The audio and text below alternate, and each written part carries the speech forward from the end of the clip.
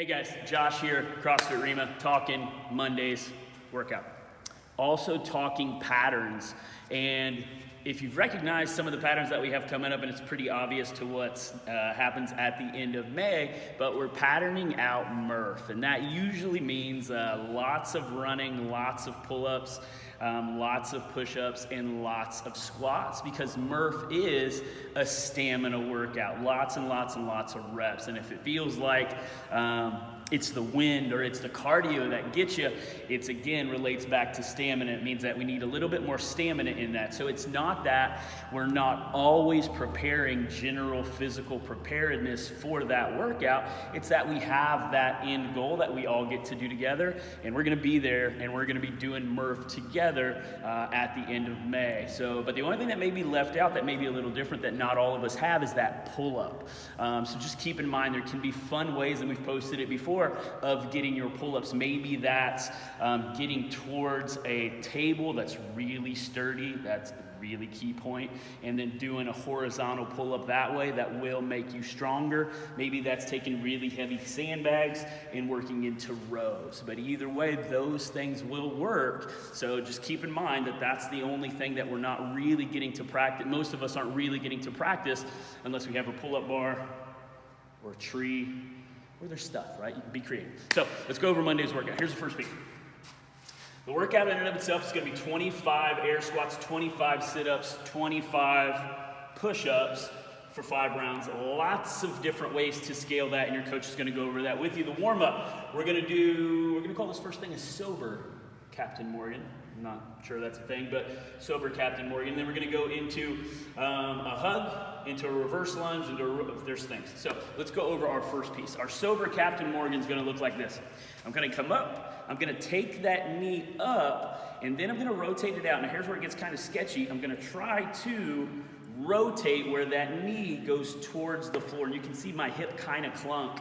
It's a very challenging movement because I want to keep my knee high as I rotate out and not a lot of this kind of stuff going on. I'm trying to just have that internal rotation happen. So I'm going to do 10 of those sober Captain Morgans per side, or maybe if the coach calls out another number, maybe they'll do that, but I'm going to do that right side, left side. Okay? My next movement, again, is going to start with that same hugging motion. So I'm going to come up here, I'm going to hug. I'm going to immediately try to hook that foot back into a reverse lunge and keep it off of the ground as long as I can. Once I touch it down, rotate, and then after the rotate, pop. Okay? So again, I hug, lunge, so it's hug, lunge, rotate, pop. Okay? Then my next piece is going to be a tall plank to a low plank. Tall plank to low plank. So here's how this is going to look. I get into position, tall, and then I go low, tall.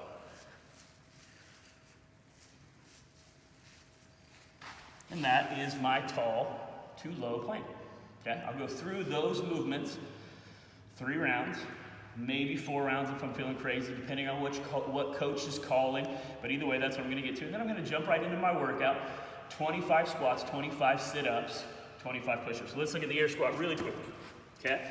So I set my feet in squat stance.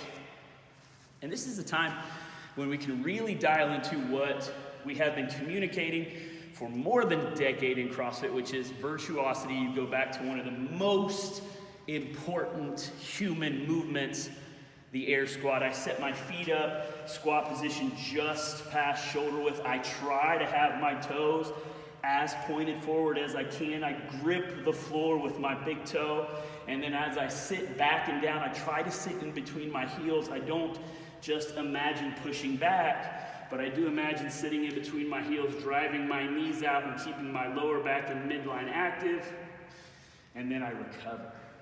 Okay? 25 of those for 5 rounds is going to be pretty healthy for a lot of us. That may even be a scale where I take the number down and perfect the movement. Okay? Then I'm going to go into my sit-up, 25 sit-ups. I get immediately onto my back. There's a lot of different clever ways to do this. Maybe I get into this position if I had an ab mat. I touch on the ground overhead, and then if I'm in this butterfly shape, I touch on the ground in front of me. For me, that's a fantastic standard. You can get fancy here.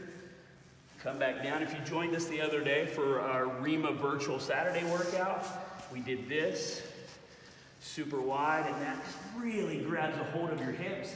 But you can also use your hands for a scale. There's a lot of different ways. So we do 25 sit-ups, and with 100, I don't know how many is that, 125 of them, you may get that weird thing going on if you don't like put some sort of pad down. I don't know, it's up to you, okay? So now, my next piece is gonna be a push-up. I'm just gonna flip right over. And we've really been knocking out the push-ups because we all have the ability to do that now. I still encourage that it's appropriate programming, meaning we're not doing like 200 push-ups a day, trying to get better at push-ups. It doesn't really work that way. That many reps will start to go the other way. Instead of building up, I will start to do damage. So there still has to be very methodical programming all of the time. Okay? So again, I go into my 25 push-ups, I go into this position where I hopefully can have a good tight midline on the up, and everybody gets here. We all go down at the same time, meaning my lower body and my upper body, and then I press up to the top. One of the things I want to look at, and I know we've gone over this quite a few times in our videos, is just the neck. Some of us get really creeped out with our neck, and we do this, and it's trying to raise the floor of my neck, and then it's like, oh, I can still try to push it. Don't do that. Okay, that's really weird. Focus on relaxing your neck as much as possible. I do 25 of those. I do that 1, 2, 3, 4, 5 times, and then that's it. I call time.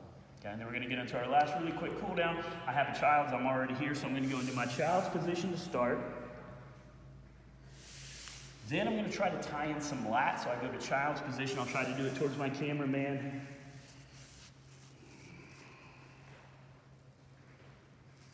And I'll do each side, however long coach calls it. And then I'm gonna finish up with Cobra. So I'll go into this position. And then you can see it's kind of sketchy for me to even get there, just to get to extension. But after I get there, squeeze the glutes tight. It's never just completely sag, it's still active.